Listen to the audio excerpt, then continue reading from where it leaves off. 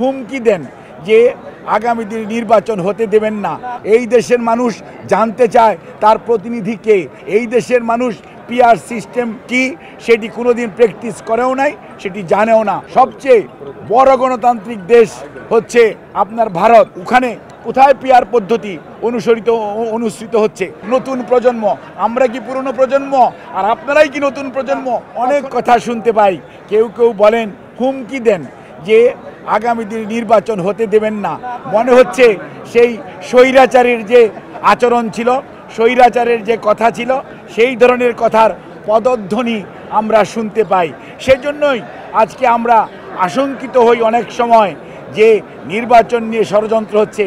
কেউ কেউ বলার চেষ্টা করেন প্রধান উপদেষ্টা মহোদয় তো প্রধান নির্বাচন কমিশনার নির্বাচন কমিশনকে বলে দিয়েছেন ফেব্রুয়ারির মধ্যভাগের মধ্যে নির্বাচন সম্পন্ন করতে। আর যখন আমরা শুনতে পাই সরকারের একটি অংশ এখনও যারা সরকারের সাথে সম্পৃক্ত আছেন, সেই অংশের পক্ষ থেকে কেউ কেউ যখন বলেন নির্বাচন এটা না করলে হতে দিব না, ওটা না করলে হতে দিব না, আবার গণতন্ত্রের কথা বলবেন। এই দেশের মানুষ গণতন্ত্রগামী মানুষ। এই দেশের মানুষ জানতে চায় তার প্রতিনিধি কে, তাদেরকে সরাসরি দেখতে চায়।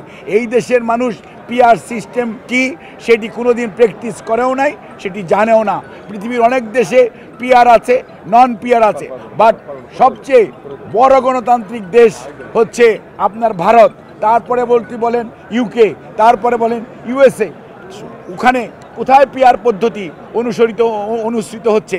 কোথাও না। কাজেই মনে রাখতে হবে, জনগণ তার প্রতিনিধিকে সরাসরি দেখতে চায়, নির্বাচিত করতে চায়, দায়বদ্ধ করতে চায় এবং তাকে জবাবদিহিতার আওতায় আনতে চায়। কাজেই কোনো অবস্থাতেই যারা পেছনের দরজা দিয়ে ক্ষমতার স্বাদ গ্রহণ করার জন্য চিন্তা ভাবনা করছেন, তারাই হয়তো পিআর পদ্ধতির কথা বলে থাকেন। কিন্তু আমরা অত্যন্ত স্পষ্ট ভাষায় বলতে চাই, জনগণের মনের ভাষা বোঝার চেষ্টা করুন। এই জনগণ বিগত প্রায় 8 সন থেকে 24 সন পর্যন্ত তাদের সরাসরি তাদের যে মালিকানা সেটা ফেরত পায় নাই। বিভিন্ন ধরনের নির্বাচন হয়েছে, আমি সেদিকে যেতে চাই না। কিন্তু আজকে মানুষের জন্য আকাঙ্ক্ষা হচ্ছে আমার ভোট আমি দেব, যাকে খুশি তাকে দিব। যারা আজকে ধমক দেন নির্বাচন হতে দেবেন না, তারা কি ভেবে দেখেছেন জনগণ কি এটা চায়? জনসমর্থন কি এটাতে আছে? আপনারা মব কালচার সৃষ্টি করছেন।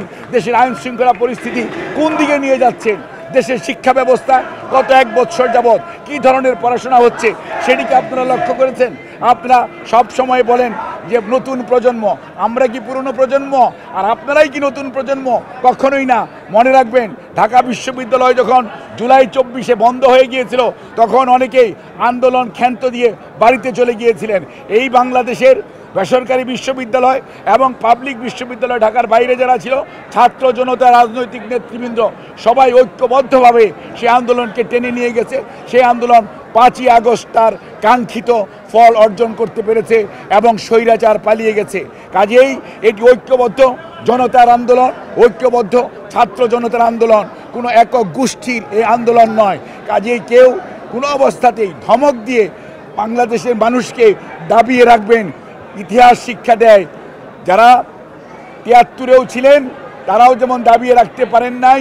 আর বিগত স্বৈরাচার অনেক ধমক, অনেক প্রশাসন, অনেক আইন শৃঙ্খলা রক্ষাকারী বাহিনী, অনেক গুম, অনেক শহীদ, অনেক পঙ্গুত্ব বরণ করিয়েছেন। তারপরও বাংলাদেশের মানুষকে দাবিয়ে রাখা যায় নাই, ওনাদের শেষ রক্ষা হয় নাই।